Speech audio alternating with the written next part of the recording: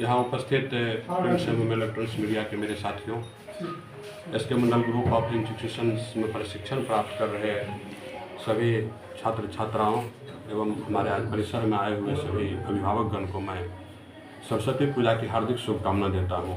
आज Krishna institute of nursing and paramedical science के परिसर में यहाँ के छात्र छात्राओं के द्वारा बहुत ही हर्षोल्लास के साथ सरस्वती पूजा का आयोजन किया गया है, जो कि अभी आप लोगों ने देखा है। इस सरस्वती पूजा के शुभ अवसर पर आसपास के पूरे 3-4 किलोमीटर के आसपास के जो दर्शक लोग हैं, सभी लोगों की भीड़ यहाँ उमड़ पड़ी है। इसलिए मैं उन सबों को भी सरस्वती पूजा की मैं हार्दिक शुभकामना देता हूँ।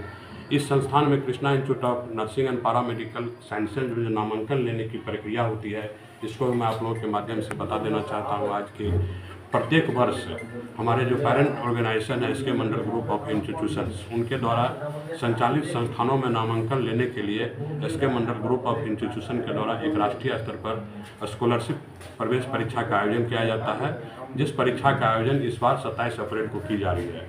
इस प्रवेश परीक्षा का जो आवेदन है 31 मार्च 2025 तक आवेदन जमा किए जाएंगे और प्रवेश परीक्षा जो है 27 अप्रैल को ली जाएगी। इस प्रवेश परीक्षा के रिजल्ट प्रकाशित होने के उपरांत हमारी संस्था के द्वारा संचालित सभी संस्थानों में इसी परीक्षा फल मेधा सूची के आधार पर नामांकन ली जाती है।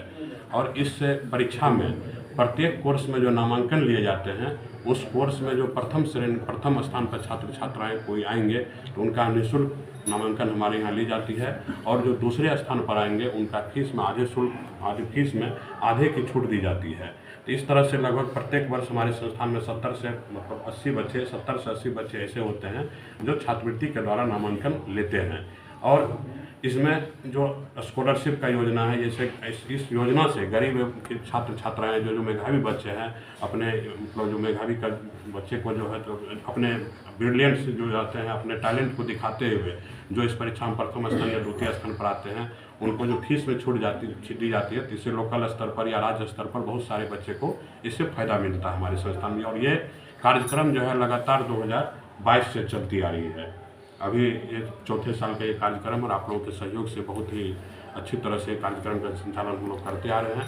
और इसके अलावा जो गरीब बच्चे हैं, हमारी सरकार के द्वारा भी, जो बिहार सरकार का हमारे जो 7 निश्चय योजना है आर्थिक हल युवाओं के बल में, स्टूडेंट क्रेडिट कार्ड की योजना है, हमारे संस्थान में लगभग ऐसे 7 कोर्स की पढ़ाई कराई जा रही है, 9 कोर्स की पढ़ाई कराई जा रही है, जिसमें स्टूडेंट क्रेडिट कार्ड के माध्यम से छात्र छात्राओं को लोन भी सरकार के द्वारा दी जा रही है, जो पढ़ाई करने के उपरांत उनका लोन वापस करना होता है।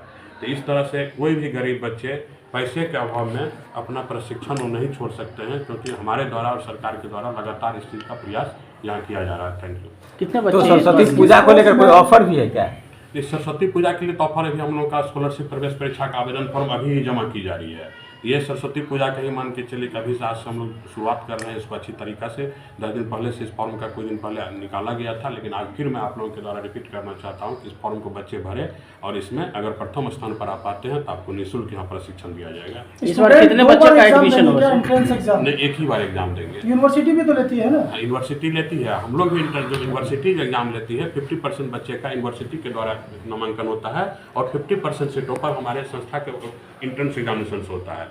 तो जो हमारा ये इंट्रेंस एग्जामिनेशन है, इसी के द्वारा जो प्रथम और द्वितीय स्थान पर उनको हम लोग निःशुल्क लेंगे, और उसके बाद जो है 50% कोटा पे जो हमको अपना नामांकन संस्था के द्वारा लेना हम लोगों को, उसको इस प्रवेश परीक्षा के द्वारा हम लोग नामांकन। कितने बच्चे का एडमिशन होगा इसमें? सरकार के द्वारा हमारे सभी 5 संस्थानों में लगभग 3200 सीटों का मान्यता सरकार के द्वारा दी गई है। कोर्स पूरा करने के बाद जॉब की कोई व्यवस्था है? जी, ये सारे कोर्स जो है, ये जितने भी प्रशिक्षण कोर्स इस संस्थान में सभी रोजगार उन्मुखी कोर्स है।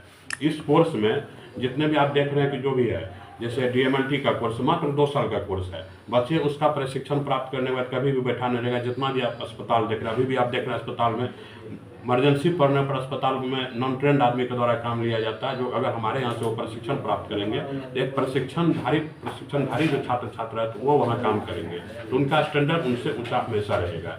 और वो कोई भी बच्चा, एक तो सरकार के द्वारा वैकेंसी 2 साल 1 साल पर निकाली जाती है, जैसे जितने भी कोर्सेज आप देख रहे हैं, फिजियोथेरेपी का कोर्स है, अगर फिजियोथेरेपी को बच्चा हमारे यहाँ से पास करते हैं, अपने दरवाजे पर बैठ करके क्लिनिक खोल लेंगे वो, तो उसको मतलब 15 से 20 हज़ार रुपये कमाने के लिए कहीं अपने घर से बाहर नहीं जाना पड़ेगा, चाहे वो देहात में काम करे या शहर में करे, अपने दरवाजे पर भी क्लिनिक खोल के फिजियोथेरेपी चलाएंगे। इसी तरह प्रोफेशनल थेरेपी है। हॉस्पिटल मैनेजमेंट आप देख रहे हैं कि छोटा छोटा नर्सिंग होम से लेकर के बड़े अस्पतालों तक प्रबंधन का कितना दिक्कत होता है। अस्पताल हम लोग खोल लेते हैं, डॉक्टर हम लोग लाते हैं, नर्स लाते हैं, कंपाउंडर लाते हैं, लेकिन उसका प्रबंधन कैसे होना चाहिए ये काम हॉस्पिटल मैनेजमेंट जो प्रशिक्षण के हुए छात्र छात्राएं हो तो वो करते हैं। तो हॉस्पिटल मैनेजमेंट का यहाँ पर ट्रेनिंग दी जाती है, जिसको भी पास करने वाले उनको नौकरी मिलना ही है। अब हर चौक चौराहे पर नर्सिंग होगा, कहीं भी अभी प्रशिक्षण प्राप्त किया तो प्रबंधन नहीं, मैनेजर नहीं है, प्रबंधक नहीं है, तो उसमें जो कार्य करेंगे वो हॉस्पिटल मैनेजमेंट के छात्र छात्राएं करेंगे।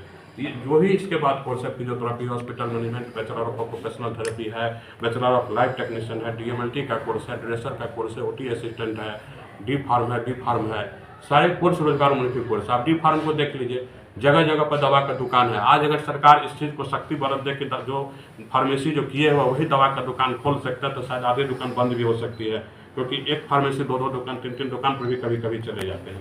लेकिन इसकी ज़रूरत है समाज को, सरकार इसको मौका दिया है कि आप लोग प्रशिक्षण प्राप्त कीजिए और तब अपना काम कीजिए।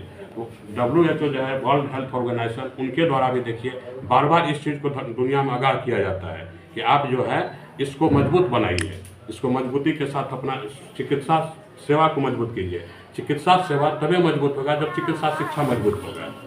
सर, आपने एक सवाल कहा कि जो गरीब बच्चे हैं वो पढ़ सके और वंचित नहीं रहे पढ़ाई से। क्या स्टूडेंट क्रेडिट कार्ड पे ही बच्चों का एडमिशन लेना है या उसके अलावा भी कोई शुल्क देना होता है इंस्टीट्यूट लेती है? नहीं, जैसे बिहार सरकार के द्वारा जो स्टूडेंट क्रेडिट कार्ड योजना की मानक निर्धारित की गई है, 4 लाख रुपया तक का उसको लोन दिया जाता है, जिससे बच्चे वो कोई भी उच्च शिक्षा प्रशिक्षण प्राप्त कर सकते हैं। तो जो हमारे संस्थान में कोर्स कराता है, जैसे हमारे यहाँ मैनेजमेंट का भी कोर्स है, BCA है, BBA है, तो उनको स्टूडेंट क्रेडिट कार्ड से ही पूरी प्रशिक्षण और हॉस्टल में रहने की भी सुविधा मिल जाती है। फिजियोथेरेपी करेंगे उनको 4 लाख रुपया का लोन मिलेगा। 4 लाख में हमारे हॉस्टल में भी 4 साल रहेंगे और उनका पढ़ाई भी हम लोग पूरा कराएंगे। तो हॉस्टल में रहने से लेके खाने का पैसा हो गया, उनका किताब का पैसा हो गया, स्टेशनरी का पैसा हो गया, कॉलेज का शुल्क हो गया, सारे चीज़ 4 लाख में हो जाता है। तो बच्चे को घर से 1 रुपया नहीं देना पड़ेगा। BSc नर्सिंग में भी वही स्थिति है फीस का, वो सारी चीज़ उनका स्टूडेंट क्रेडिट कार्ड के माध्यम से हो जाता है, उसमें अलग से उनको पैसा नहीं दिया जाता है।